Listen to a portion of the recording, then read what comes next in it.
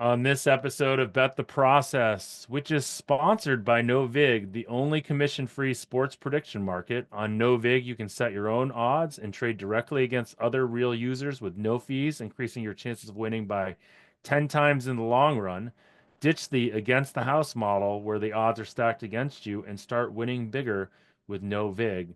We have Judah Fortgang talking about every single wild card matchup in painstaking but brilliant detail.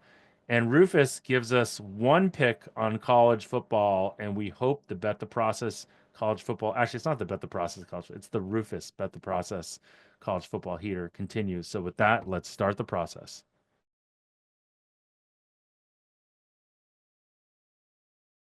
Welcome to another episode of Bet the Process podcast, where Rufus and I are finally back in our normal places. It's been like a month at least, right? Since we've It, been like that, huh?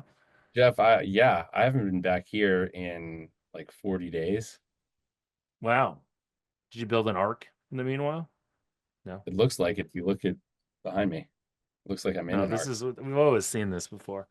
What's going on with you? Like college basketball full swing, golf ramping up. Did you have anyone in the century?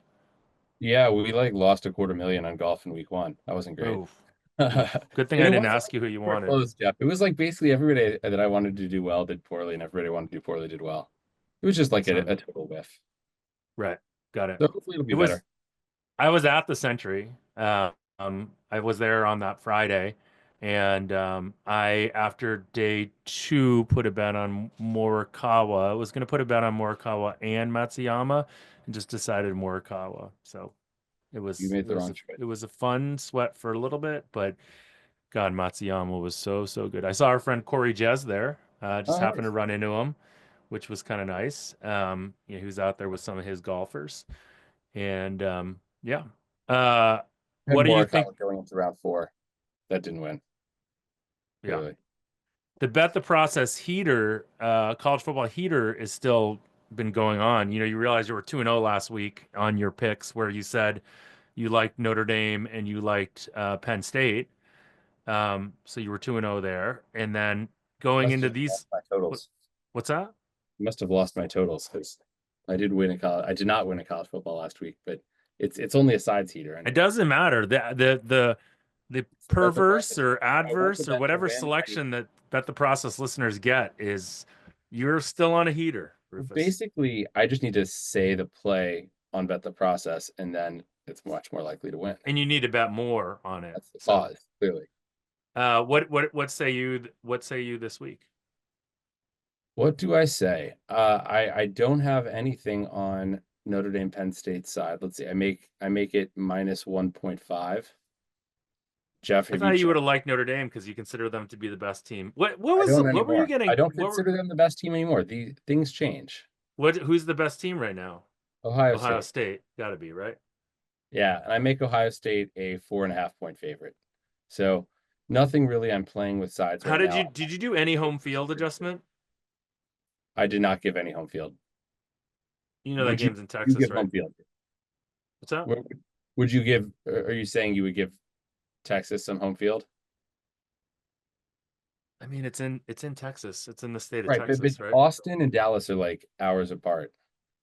Yeah, but you don't think that there's a lot of fans that are going to be like again, this is like what is home Probably a lot of field? Ohio State. Like, okay, so Texas fans can drive like 3 hours or whatever it is to from Austin to Dallas, and Ohio State fans could fly there for and they'll Would take one. you would you have bet this game at 6.5 at open? No, nope. Just not enough. No, not enough. And Ohio State has looked different in recent weeks as well. I mean, we know how talented they are as a team, and just having it come together. And we talked about this, I think, in previous years in bowls, how like the talent level of a program actually does matter a lot, especially more after a longer layoff, rather than a team that's maybe been outperforming their baseline talent level. Uh, a team like that is, I think, a little less likely to play well after a longer layoff. And you do have this longer layoff. It's less so with now the college football playoff, but because we have games the last few weeks. But overall, I mean, end of the season, end of conference championship games. What, that's last week in November, and then you're it's 3 to 4 weeks until the playoffs started. All So right, so nothing in the college game. Do you have anything in the totals? I do. Let's see. Have I Ooh, got that's my full exciting. prediction? I did. Yeah, I played Notre Dame over, just like I did last week. Sadly, that didn't work out so well. It was Notre like Dame. it was hovering there for a while. Um, I mean, what's the number right now? Maybe I should say that. You 45. okay? I played it at 45, 45 and a half. I played it at 44 and a half and 45, and I make it 49. Wow. All right. Yeah. Jeff, do you remember a few years ago when we talked to Matthew David out? I think it was in the context of like Alabama and Georgia, and the fact that when they play elite teams, Yes, almost I the do fact remember that this.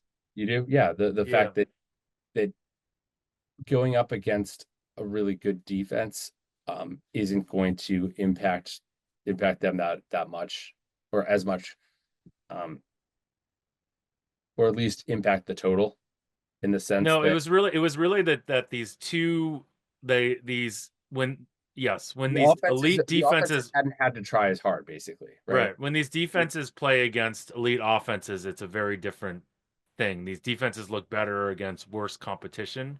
Yeah, the And offense, the good when they offense play beats. against the good offenses, it's good offenses. I mean, there's the ongoing theme that you'd always rather have a good offense than a good defense. That's kind of like the ongoing theme that we've talked about in football. It's just easier.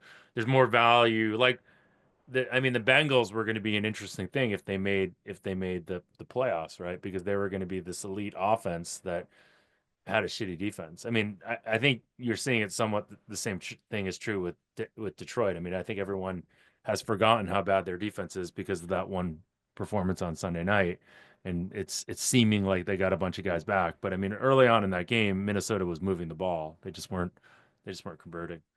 Well, what's Okay, interesting is you have the best according to my ratings, the best four defenses are the teams that are still left in college football. the best four defenses are the ones that are left. Yep. Ohio All State, right. Texas State, Notre Dame, in that order.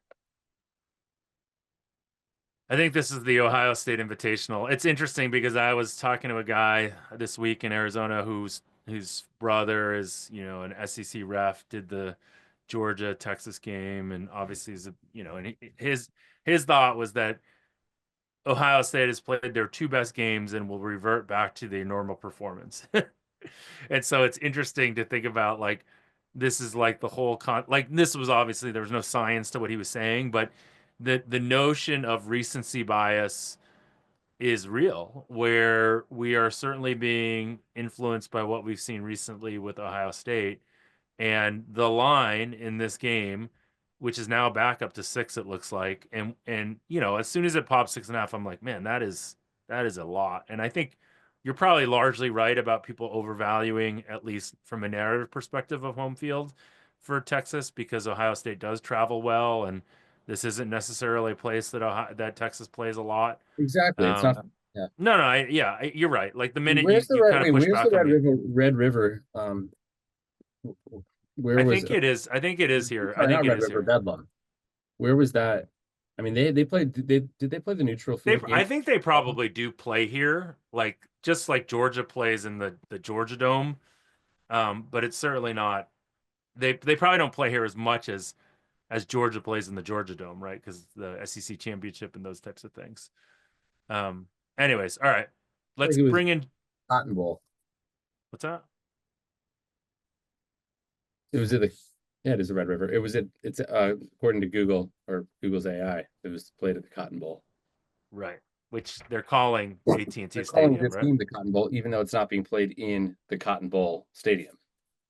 Well, what is the Cotton Bowl Stadium anymore? It's I mean, this is being played in AT&T Stadium. This is being Yes, played exactly. right. So, anyways, okay. Let's welcome in Judah Fortgang. And I'll mention again that this episode is sponsored by No Vig. Stick around to the end of Judah's interview where he'll tell you a little bit about what he likes about No Vig, and we'll welcome in Judah. We now welcome in Judah Fortgang to the Bet the Process podcast. Judah is, I think he's been like a transformational guest for us, meaning like not that he's transformed, but that it's transformed our level of thinking about betting, or at least mine. Like I don't know if, how much you've heard this, but like you made me have like a really fun betting NFL season because your newsletter is so good, except for the takes on Will Levis. We'll leave those out. But like besides that, the takes have been really good. And translating what you write and your analysis of games into something that helps me beat sides and totals and team totals, and I don't have enough access to alt totals, but like it's been pretty fun. Like I bet on Cleveland money line in the Jameis game. Let's just call it the Jameis Cedric Tillman game, and everyone will know what we're talking about. But that was a fun one, and that was literally all just from reading your stuff. So thank you for that, and we welcome you. And how's the football season broadly been for you? Football season been great. Definitely. First off, thanks for having me back on. Those words are far too generous. Football season's been great. I think I've dealt with a lot more of the kind of negative variance that comes with the style of betting that I do, and adapting to that and kind of continuing the course has been, I guess, helpful for my process. And then thankfully in the last couple of weeks, got a couple of bounces my way. But look, I live for this stuff, and I love going through the kind of grind of the season and the kind of mental game of how to properly understand the data, contextualize the data, and then match that with what markets are telling, or what you think markets are telling it. And that kind of puzzle, if you will, is the sort of thing that I absolutely love. And I'm a little sad to see kind of the full slates go, but with that comes some excitement of playoff time, and also these games are generally interesting. There's a reason why most of these teams are in the playoffs, and there are plenty of markets and available opportunities to take advantage of, and I'm pretty stoked for that. One of the things that like I found myself doing a lot and looking at your stuff is I ended up betting a lot of stuff that kind of looked pretty square, which was interesting because like I would take favorites that you would say like, oh, this is a chance for an alt line favorite, or I would take a bunch of overs where you felt like these were like two teams with pass funnels or whatever. Um, do you think that does that surprise you, or does that make sense given the way that like you typically analyze things? Yeah, I think it makes sense given if we're talking about tails, angles, and alts. It's mostly a function of the markets that are available, and the spots that I highlight are all relative to what people can actually bet on. For a bit, we had alt unders on a bunch of these sites, but those are long gone. So like, there's no real tail value in a bunch of unders if you can't bet the equivalent on the under side as the over. So naturally, I'm going to focus on the overside, but I think that's mostly a function of just like what's actually available. Though certainly tails are going to play into overs as well because it's asymmetric, right? You can score theoretically infinite number of points. The same is not true on the other side. Rufus, anything before we dive into the games? I You say came let's off dive into mute, the so I games, wasn't. but What's Judy, that? you should know that you get mentioned at least once every podcast where Jeff I, says, I "Oh, I'm Judah, I I'm one bet of the this because of seven. I Judah." know. Yeah. All right. Well, okay, let's dive into the games then. We're just going to go straight from Saturday through Monday, which is exciting. We basically have almost like 5 straight days of exciting football, right? Because we're going to have the two college games the next 2 nights and then the next three NFL days. Well, and Jeff, Texans, we also have the Sony Open in Hawaii. Don't forget about that if you really want yeah. excitement. Our buddy Shane is going to be a caddy at it. So, Do you okay. know who he's caddying for? The pro of McKenna, the Okay. director of golf of McKenna. I don't know the guy's name. Okay, Chargers -3 on the road against the Texans. Totals 42 and a half. I'm quoting lines from Chris. So what do we got? What do you think on that game? Any thoughts? Me Any or what's that? No, Judah? I'm asking Judah, and then Okay. you can counter. I mean, I we know have you a don't really know number. anything. No one actually wants to hear your opinion about No, the they don't. NFL, Rufus. Yeah, I think this is uh, a rare spot where I think I prefer just bet if I'm betting a spread just to bet kind of the main line here with the Chargers. This is a Houston team that has really struggled, and like I don't know, I was definitely on the CJ Stroud bandwagon last year. I bet him a ton. He's my most profitable player probably I've ever bet on, uh, and there's still some of that kind of residual there of like wanting to believe that the success of last year will translate to this year, but that just has not been the case. They have the worst success rate in the NFL. And I think when I think about this from a markets based perspective, a lot of their value also comes from their defense, which has been at the top of the league, no matter kind of how you want to slice it. But where they've struggled in particular uh, is against quarterbacks that can attack deep. Ironically, Will Levis actually had two great games from an efficiency perspective against the Texans, and this is by design. They've had this each of the last 2 years where they force teams to take a lot of deep shots, but their opponents have 33 either drops or uncatchable passes on deep passes. So they've seen the second most deep attempts, but this is just the nature of the NFL and small samples. Those have not necessarily translated to results. But the way kind of I think about this from a conceptual framework is like, well, if you played 18 games or 17 games against the Chargers and Justin Herbert, those numbers will look a little bit different. Herbert is a guy who he's top 5 in the NFL and in DPPA. He's got one of the highest accuracy rates, and like that's not necessarily just the quarterback stat. There's a lot of wide receiver there too, but that is the same wide receivers that he had earlier in the season are going to be playing for him now.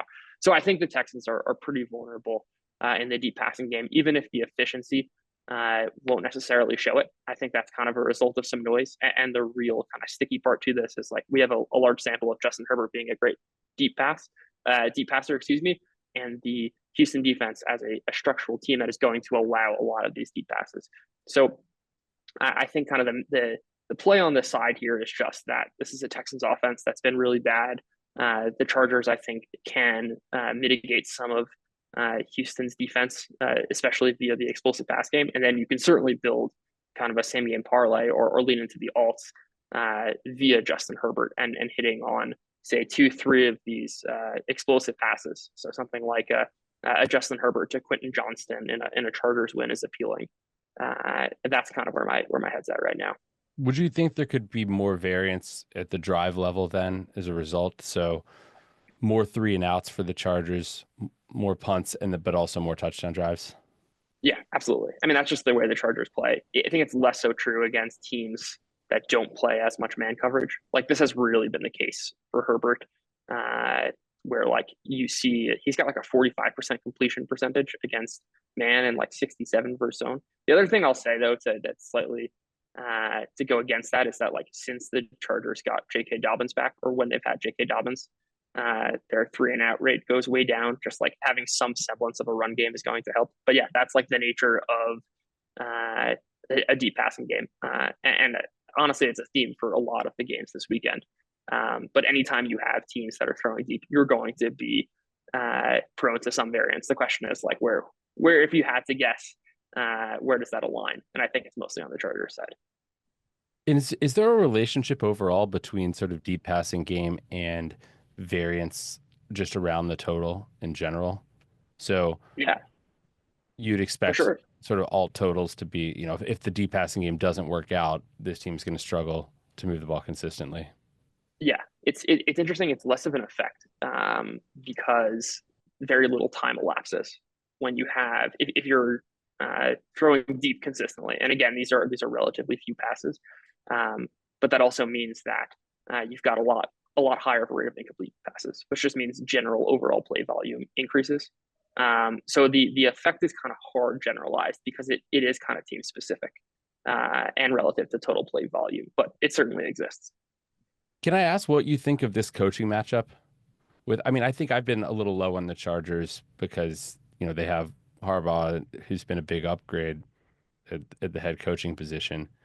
And maybe I make the number Chargers minus 4.9. So I kind of lean that direction.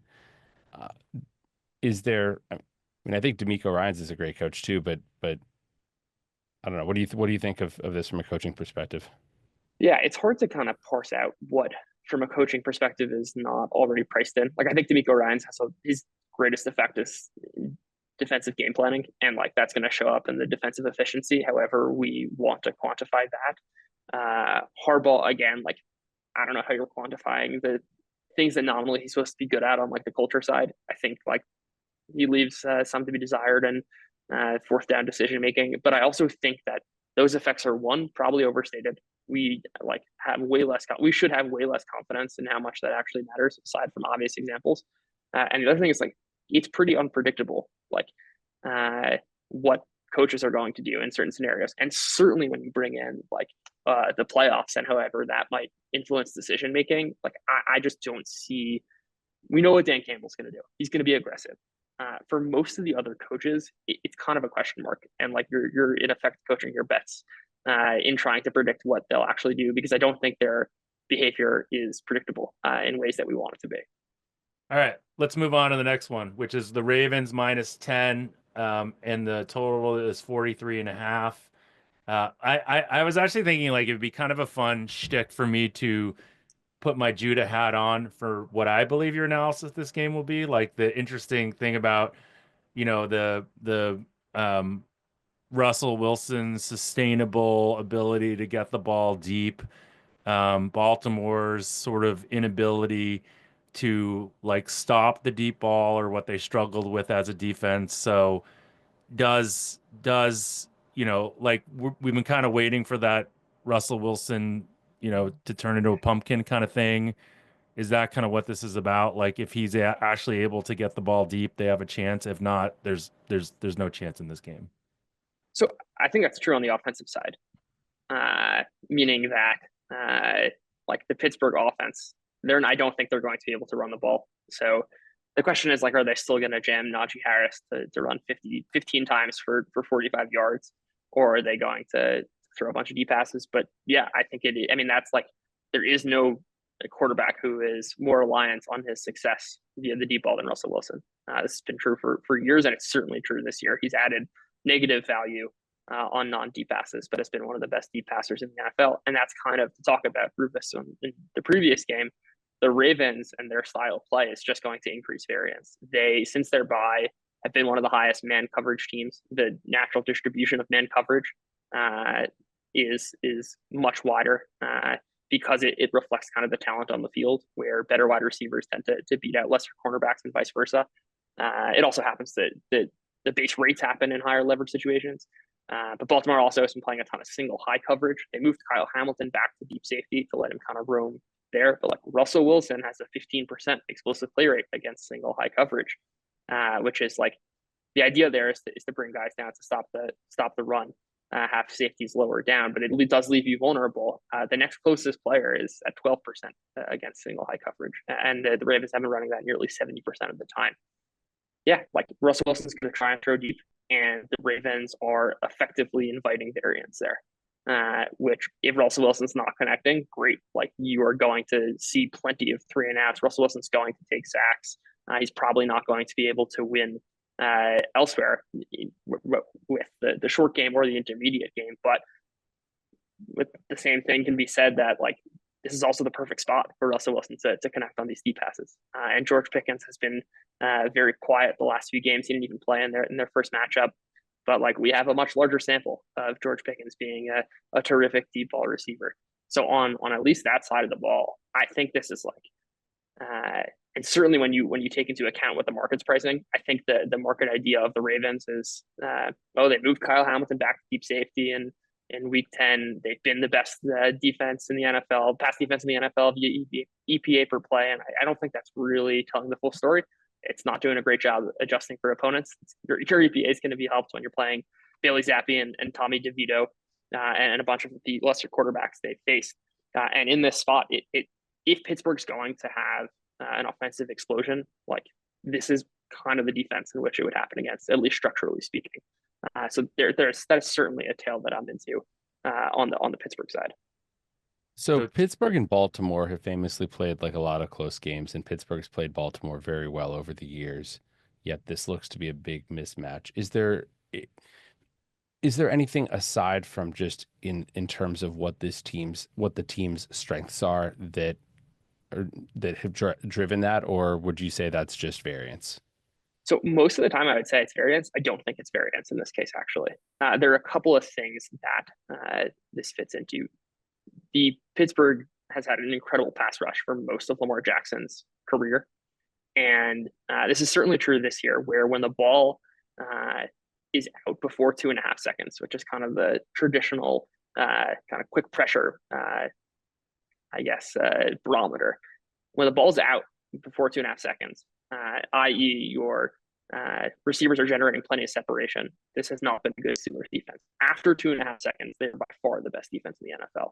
Lamar Jackson is not a player who, like Patrick Mahomes, will just play in rhythm, get rid of the ball quick. He holds the ball for a very long time, leads the NFL in time to throw. Now, much of that is a function of extending plays, but even still, he does not throw quick. And that's where the Steelers are most attackable. And then they also contain scrambling quarterbacks. Like Lamar Jackson in his 6 games against the Steelers has 17 scrambles for 94 yards, right? Like that is just, you are playing the Ravens very differently there. Add on whatever you want to say about like intra-division opponents and familiarity and all of that. I think it mostly reflects how the Steelers have played defense over the last bunch of years. They also play a lot of man coverage. Lamar Jackson is not the quarterback you want taking these 30-yard shots. He's more so the guy who can pick apart zones in that 10 to 20-yard range and allow for yards after the catch. And that's just not what the Steelers are trying to take that away and trying to effectively take away all of the areas where Lamar Jackson's at his best. I don't think it's by design. It's just kind of a happy coincidence. But I do think those effects are real. And that's probably why we've seen closer games. Though obviously this Ravens team is very different than previous Ravens teams, and the same is true of the Steelers. But I do think that kind of structure and style schematically on the Pittsburgh defense versus how Lamar Jackson plays is a very real effect. Could I Judah interest Judah you had some at a very interesting charts on this, like the quarterback time to throw and average receiver separation on all routes was one that kind of popped up in my Twitter feed, that where Lamar Jackson is the extreme top right quadrant, highest time to throw, I guess, along with Jalen Hurts, and then highest average separation. But I think it's interesting to kind of go through these in the context of what you just said. Can I interest you in a 9-1 Steelers money line and over 43.5 parlay? So I think there's also, I don't love that because I think there's also plenty of pathways for the Steelers defense to just like effectively the Steelers game week 13 or 14, whatever their first game was, where I think there's a lot. I would rather just take the money line or frankly take it via Russell Wilson because I think that's the more likely scenario. But I also see them winning, and they can win in an underscript for all the reasons I outlined on the defensive side of just like this. There's a non-zero chance this is like a 17-14 ugly game, which is certainly the traditional kind of Ravens Steelers game that you think of. Yeah, but I guess like the reason I'm interested in that, or like my theory, and from what I hear from you, is early on in the season, like the Ravens were an over machine, right? And they were an over machine because their offense was so good and the defense was, and is their defense fundamentally better, or and then is this matchup bad? And then did the defense get influenced by playing against, quarterbacks that really shouldn't even be in the NFL down the stretch? But anyways, just a thought. Yeah, I mean, I would just say very quickly that I think that if it's an effect of the two, right? It's a combination of the two. I think it's like both the efficiency numbers are being propagated by poor opponents, and they've probably gotten better. I just think that if we're going to take the overside, there's a better way of attacking. If the Steelers are playing over, it's going to come through Russell Wilson passing yards. You can bet on Russell Wilson passing yards, whether it's 225, 250, combined with the Steelers money line, you're going to get a better price than just the simple over. And I think there are more pathways there, and you're reducing variance.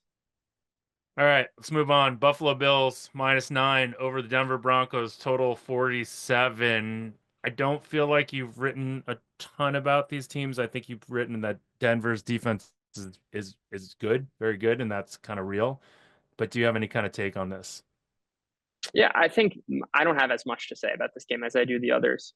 When a uh, elite defense or one that is priced as an elite defense interacts with an elite offense, I don't think this is generally priced right by the market, and certainly not when you have a quarterback whose traits allow him to effectively mitigate a defense. What I mean by that is, I want to talk about some of the charts that I post of like Josh Allen can extend plays a lot longer than basically any quarterback. When pressure comes, he's got the longest kind of time elapsed between when pressure arrives to when he either throws the ball, takes a sack, or begins to scramble.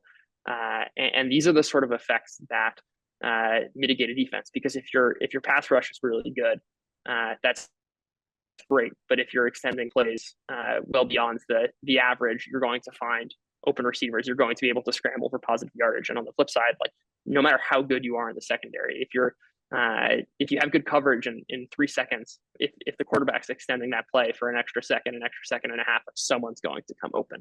And that's where Josh Allen has excelled. This is something I've written about in the past, where like scrambling quarterbacks in particular tend to mitigate the effects of defenses.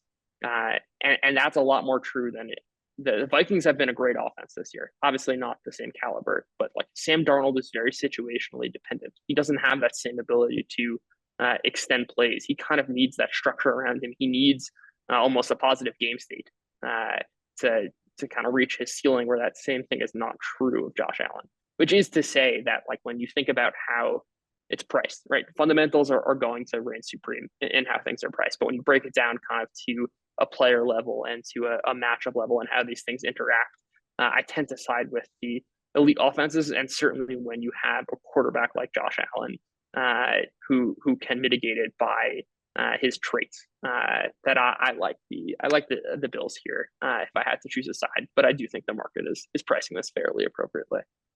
What do you think about quarterback scrambling in the playoffs? And I mean, I think oftentimes you see some of these quarterbacks running more. Obviously, the games are more important, but also if you're up against better defenses, you're going to be in situations where plays are, maybe you're not going to have guys open, or your plays are going to break down. Would you think Josh Allen is going to be a little more likely to run than to scramble than a regular season game?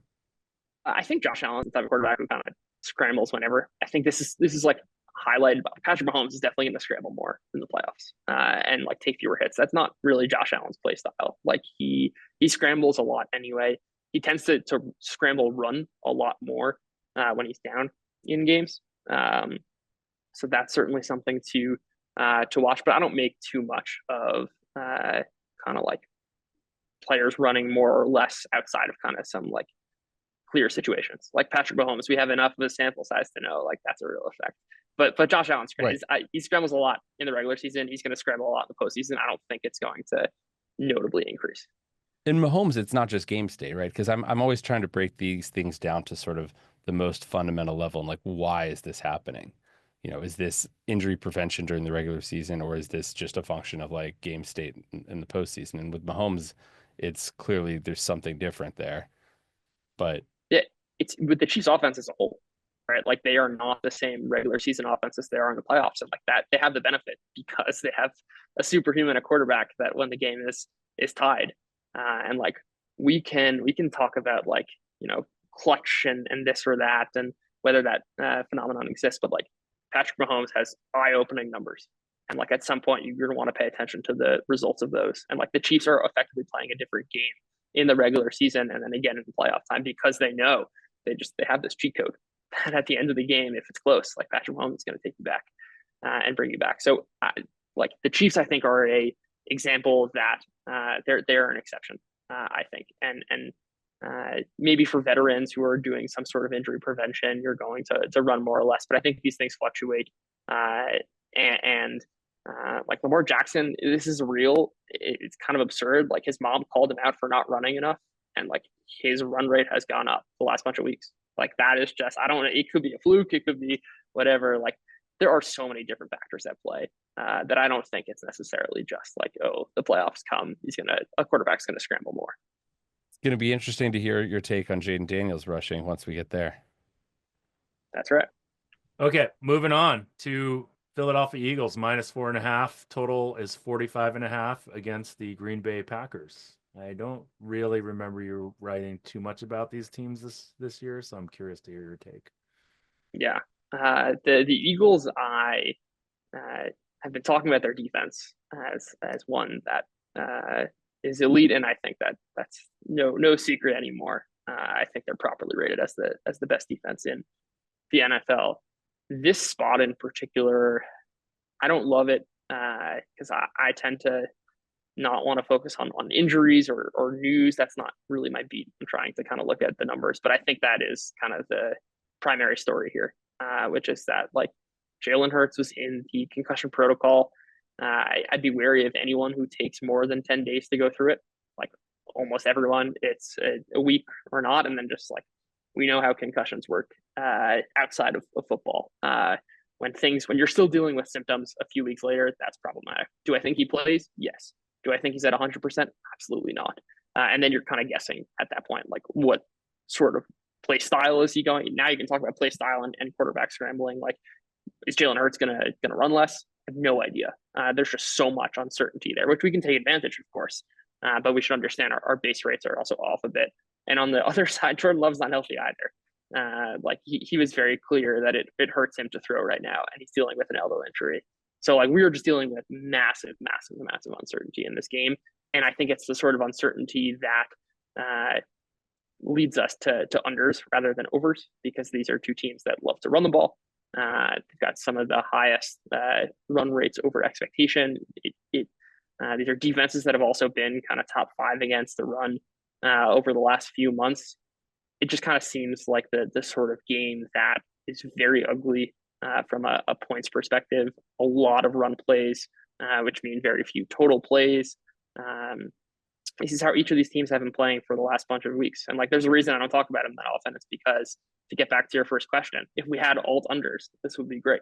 And this would be a spot to attack. But by the nature of what's offered in these alt markets, it's not exactly a spot that sets up for alt overs in my view. Okay, then let's move on to the game that of two teams you've written a lot about, which is Tampa Bay -3 against Washington, and the total's 50.5. And I think I've quoted the Jaden Daniels scramble rate from 15% to 25%, and how that's influenced Washington's offense. And you've been on Mayfield and some alts with Tampa, I know, recently. I'm assuming that the over, even though it's probably high, I don't know if you would think the market is properly pricing that in, but the over would seems interesting to me. And you've also obviously mentioned Tampa Bay's defense since Vita Vea has been back has been particularly good against the run and whatnot. So maybe, but Washington is a team you've liked all year with Jaden in this situation. So what say you, Judah? Yeah, I actually I like Tampa in this spot. Believe it or Ew. not. I've been on the Washington train all season, but this is as we'll talk about in the Monday Night Football game. Also, Tampa Bay has some extreme tendencies. They blitz a ton. Over the last 4 weeks, it's been like close to 60%. They play a lot of these single high coverage, daring teams to kind of beat them downfield. And Daniel's sack rate goes way up against the blitz. He's also scrambling more. These are effectively a function of the same thing. It's just the way things are charted. A failed scramble run is charted as a sack if you don't cross the line of scrimmage. And his efficiency overall goes way down. With that said, like, it is certainly possible for Jaden Daniels to kind of carry the team, but I think that's kind of what's required of him, because I don't think they're going to be able to get this ground game going. Since Vita Vea got back, talked about this almost at nauseum of like this. Tampa Bay has been the best run defense in the NFL since week 10. Just like they've allowed 150 fewer rushing yards than the next closest team to running backs. I should specify. I don't think Washington's going to be able to run the ball, and that's going to make life hard for any quarterback. Jaden Daniels is also going to run a lot. I think that's certainly true, and that's a prop I like. He's got the highest scramble rate of any quarterback against the blitz. He's been running a lot more. I think what is perhaps going to decide this game is how well Tampa can contain Jaden Daniels on those blitzes? Are they going to be able to force him to make quick throws, or is he going to be able to break the pocket and run for some big plays? And on the other side of the ball, Tampa Bay, whether it's been injuries, really anything, they have just continued to churn out drive success. That is an ability to run the ball, to throw, and Baker Mayfield has done a great job. Last year, he was pretty reliant on deep passing for any of his success. And this year, they've really owned kind of that like 8 to 12 yards downfield range. And Mayfield's completion percentage has been way up, and obviously he's played a lot better. And the ground game went from one that was one of the worst in the NFL on early downs to one of the best. And this is a Washington defense that's attackable on both fronts. I think it's just when I think of spots that are fairly low variance for an offense to have drive level success, I think it's a spot like this of Tampa who can pass, who can run, who can beat you in many different ways against a defense that has not been good preventing either of those things. That I just think there are too many pathways for Tampa to have success in how this matchup sets up. And then when you look at the tendencies for Tampa via the blitz, via single high coverage, and how that's affected Jaden Daniels' efficiency, combined with an inability to get the ground game going, and I think you're just asking a lot for Jaden Daniels to win. That isn't to say you can't do it. I just don't think it's the most likely scenario. Rufus, you have a rebuttal, or I mean, as a Washington Redskins fan or Washington Commies fan? I think Washington has actually been decent against the pass this year in my numbers. They have been in total, but I think if we opponent adjust a bit, the story is a little bit weaker. Well, no, this is opponent adjusted, yeah. Okay, fine. They've been very poor in scoring efficiency on defense. I think Judah enjoys that you believe this because that's why the value is being priced in there for Tampa. Probably. I'm Team Judah here. I was hoping that you would say Tampa. I kind of love Tampa as this dark horse to make it out of the NFC because of just the high variant. I mean, I don't know why. I just think that they're the dark horse to make it out of the NFC. I'm fully bought in on the Baker Mayfield revival. Okay, last game. We got Vikings -1 showing right now against the Rams, 47.5. More pick, but okay. I'm just showing you what Chris, who pays us a lot of money to sponsor this podcast. Not true at all, guys. Just a joke. We literally pump Chris because they are Chris. So there we go. Yeah, I'm curious how much of this is where this game might actually be played, because I think there are reasons to believe this one's going to be played in Arizona and not LA, which would obviously mitigate some of that home field. I came into the spot kind of the narrative part of me before I looked at kind of any of the data of wanting to fade the Rams.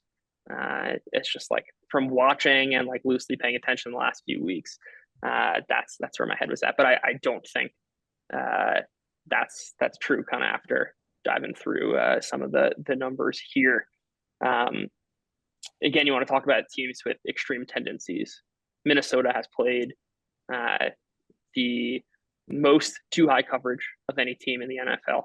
They have blitzed by far the most in the NFL, and over the last four weeks, it's 67%. They lead the NFL at 56% for the season. It's gone up in recent weeks. They don't really play man coverage. They're 95th percentile in their zone coverage ratings. I bring all that up to say that against the flip of those things, i.e. Matthew Stafford not blitzed, Matthew Stafford against man, Matthew Stafford against single high, all of those three, he's a below average quarterback. But against the tendencies of the Vikings, he turns into a top 5 quarterback, whether that's EPA per play, whether that's yard per attempt, whether that's PFF grade, whatever you want to use, however you want to slice it. It is almost a perfect spot matchup wise.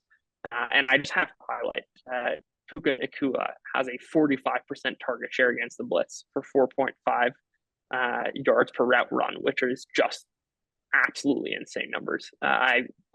We haven't seen a season of a split like that, I don't think. And obviously it's a small sample, but just absolutely crazy target share and production from him. But this to me is also an area where, and I don't, as we talked about earlier, like I don't love to coach my bets, but in some way, and certainly if I'm more comfortable in doing this if I'm betting on a tail scenario, which is my preferred method of attack in this game.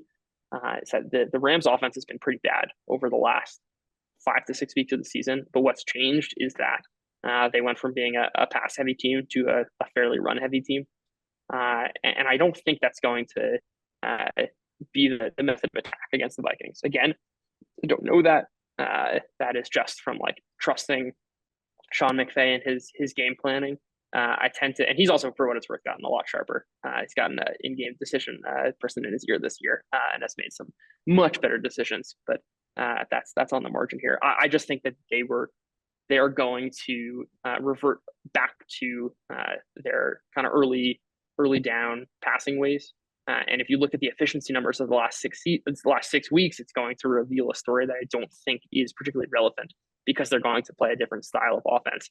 And for the aforementioned reasons, it's actually a pretty good matchup against the Minnesota defense that is rated fairly highly by market, rightfully so, given their performance.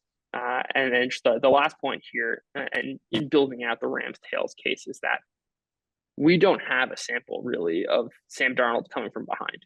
This is true, number one, because like the Vikings are a good team. They've been good on offense and defense. They've also been terrific scripted, but that's a pretty small sample. And there's certainly a world of possibility where they're not playing from ahead here. And the Vikings opponents are not always as good as the Rams. So I think this is a very different offense in a negative game script. And as we use that example, talking about Josh Allen earlier, like Sam Darnold's a very different quarterback, and the Vikings offense. And if you think about teams that are power rated similarly to them, they usually don't have as big an effect as what I believe Sam Darnold is in a negative game script versus positive game script. They've played, they've run the fewest plays, whether it's win probability you want to use, whether it's being down by a score. They haven't really run plays in negative game states. And I think the offense looks very, very different. We got a little bit of a glimpse of that against the Lions on Sunday Night Football. But all that is to say, I think it's a very good matchup for the Rams, sneakily, and certainly when accounting for what the market's pricing in. And then even playing out that game script, I think there are paths to say that this Vikings offense might struggle, even in a fairly neutral matchup against the Rams. So, of course, if Minnesota gets that, plays from ahead, we can see a shootout here as well. Or the Vikings defense will overwhelm. That is, of course, in the cards. Anything can happen in an NFL football game, but I'm really liking the Rams tails here. So, a question on, you brought up Monday night, and I don't know, did you watch Monday night's game? I would assume. Sorry, Sunday night's game. Yes, Sunday night game. Yeah. Rufus, did you watch it? Like what I found and what so shocked me, because that game obviously was much closer than the score indicated because of the like red zone failures that the Vikings had and the fourth down failures that they had. Like I will always say those kind of things. Like I had the Vikings +3 or whatever. Sorry, Vikings money line or whatever. Anyways, the point of that game though, that seemed so different to me, was that Ben Johnson had hot reads for Goff where it seemed like for whatever reason Darnold didn't have them, couldn't find them, whatever it was. And that kind of is did you notice that also? And was that just like an outlier performance, or is this something we believe, like to your point on Darnold being in these negative game states and not being able to respond? Like we have evidence that he's a pretty mediocre quarterback until this year. This year, obviously, he's played quite well. Has it been somewhat situational, or and going back to this idea that a Rams alt line or Rams tails are particularly interesting in this game? Does that Monday night performance give more credence that that's the case? So I think so. I kind of wish it didn't happen, because I would have said this to be true regardless. I think to get back to something Rufus said earlier, you want to look at the fundamental kind of principle of why, and I speak about game states in this instance, of why it kind of matters, or what is actually driving the effect of Sam Darnold being bad in a negative game state. It's not that like the game state itself is creating some magic. It is that you are more likely as a defense to generate pressure. You are more likely to be put in an advantageous position. And like that's what was happening in the Lions game, even before uh, the score was out of hand. And in fact, most of the game the score was fairly neutral. But what was happening was the Lions were generating a ton of pressure. They were creating the effects of what we see. The base rates in a negative game state of pressure, good coverage, are just higher. But they were doing that even without the negative game state effect. And like Darnold was bad. I think of these things as the same effect. It's just a question of where the base rates kind of lie. And sometimes the base rate in a neutral game state can be different by virtue of matchup or some other factor. But that's always true of Darnold. And that's kind of why I used him as the example to contrast with Josh Allen, because like he's in the perfect situation and he's a fine quarterback in a good situation. But the second things break down, whether that's on the play level or any other, whether it's in the game state itself, he's not the same quarterback. This is something I've been writing about for a few years. I think the line would probably be a little bit different had Sunday night not happened, but that effect to me is very, very real. He's a lower ceiling guy. He's a game manager, basically. So I don't know. It's lower ceiling in some sense. In a good structure and system, he could be as good as anyone. It's a question of like, is the sample size of those plays 80% or 60%? And just how bad is the 20% or the 40% there? And I think one of the difficult things, and this is certainly difficult for me to conceptualize as I was kind of coming through, is like how thin the margins are in a football game. Of like when you see a couple of plays more of pressure, like how that actually translates in real points. It's like you see 5 more plays of pressure, or you see 5 more disruption plays, which don't seem like anything much if you're just kind of following relatively casually as a fan. Like that's the difference between like a field goal, and that's a huge difference in the margin of the game and like what actually determines it. So like going from 70% of the plays in structure, in scheme, where there's no disrupting events, to 60 goes an extremely long way in determining the outcome of games. You think about us price shopping, there's a huge difference between getting -3.5 and getting -1.5. It's, these small things add up. For sure. And certainly it's obvious to like, if you're betting very seriously and you're paying attention to numbers, if you're not doing those things, you're not predisposed to that. It's a difficult thing to conceptualize, but it's very true. And even translating that same thing from point spreads to just like pressure plays in a game or good coverage plays.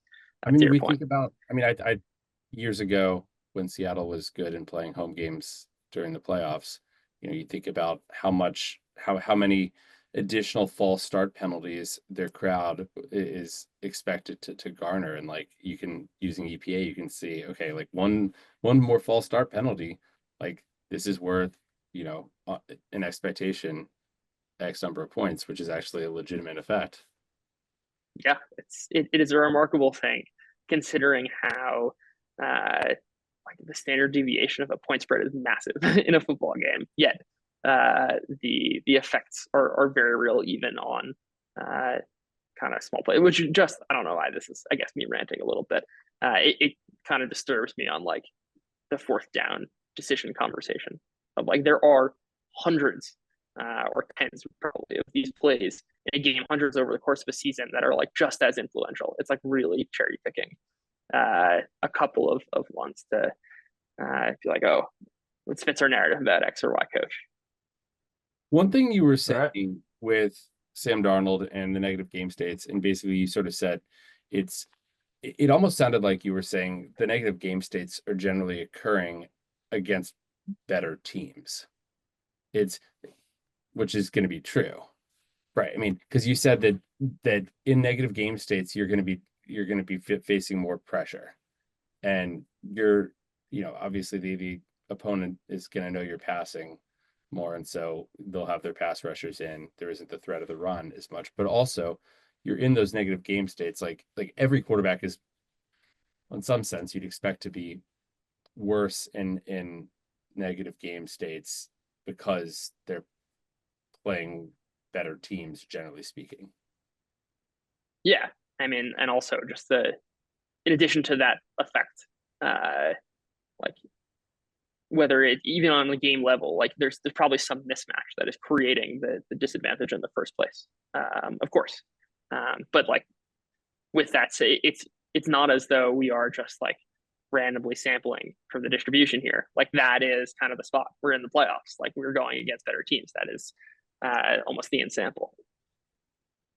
I think we could maybe summarize this whole discussion as context matters. I mean, with what you've said on all these games, look at the context with which a team has performed during the season, and then the context they're going to be placed within for these playoff games, and they may be very different. For sure, and that's kind of always my what I like to do is say like what is actually implied. Because if you don't understand what's actually being implied, you're just guessing. And obviously no one has the crystal ball to know exactly what that answer is, but getting ever closer to understanding what is being implied, and then saying like, okay, we have a general trend, and we talked about this on our last one about parlays, but it's still true. And thinking through these games, it being like when you have an effect of, let's say, a really good defense going up against Josh Allen, like the fact that it is Josh Allen and not just like, and let's say the Bills are power rated at 6.2, the fact that it's Josh Allen leading 6.2 and not just like some other 6.2 matters. And like really going through and getting to the foundational principle, as I like how you put it earlier, is like, that is how I'm looking at these games and how I tend to find value, unless I'm deluding myself into thinking there's value and there's not in this market. It's actually I'm trying to think efficient. about how I'd be able to do this on a statistical basis, just because, you know, like what is it about Josh Allen that looks different aside from his numbers, or I guess what in his numbers would. I mean, he's like literally looks different. Well, no, physically looks That's different. true. I mean, all you gotta do is look at him. EFF grades under pressure or something like that, right? But because you could have two quarterbacks that have pretty similar numbers overall and like fairly similar scramble rates, but you would expect different impacts there. Like Sam Darnold's scramble rate isn't. I don't know it off the top of my head, but it's not super low, is it? His scramble run rate is not that low. This is the other thing, that like we tend to think of, and maybe this is a language problem. We tend to think of scrambles as just plays that cross the line of scrimmage. I'm really talking scrambles here as plays that are like breaking the pocket and attempting or beginning the process of scrambling. Sam Darnold right now is at like an 11% scramble rate. Josh Allen's at like 18%. So like for context, Jaden Daniels, well, the numbers are a bit skewed. I'm looking. Why can't I find him on this chart? It's I think it's like 21%. I think it's like 18%, if I remember. Oh, here it is, 18%. Yeah. But that's being weighed down by when he was hurt, right? Yes. Yes. Is it great? Or is it, because I mean there are plays with designed where the quarterback's designed those wouldn't count. Play action bootleg type situation. Yeah, that would not count. It is plays in which you begin the process of scrambling. You're hurried, and yeah, or even if you're not hurried, you just like begin. Like Jaden Daniels does this a ton of just like first read's not there, second read's not there. I see a little bit of space, I'm running, even if pressure's not there. But yes, it's any of the times that a quarterback begins the process of scrambling. So like Jordan Love, we don't think of as a scrambler because he doesn't cross the line of scrimmage that often, but he has the same scramble rate, at least as I'm defining it, as Sam Darnold. Interesting. I kind of like this way to define a scramble rate, because for me it's like there's quarterback. It's one of the quarterback running and quarterback sacks are kind of part of the same thing, right? It's like dropbacks that don't result in a pass attempt, but I don't have a more detailed breakdown like you do there. Yeah, it's like that for props. Scramble passes are still the most common form, and like that is distinct to me. That is more similar to a scramble than it is a straight drop back pass. That's a better way of putting it.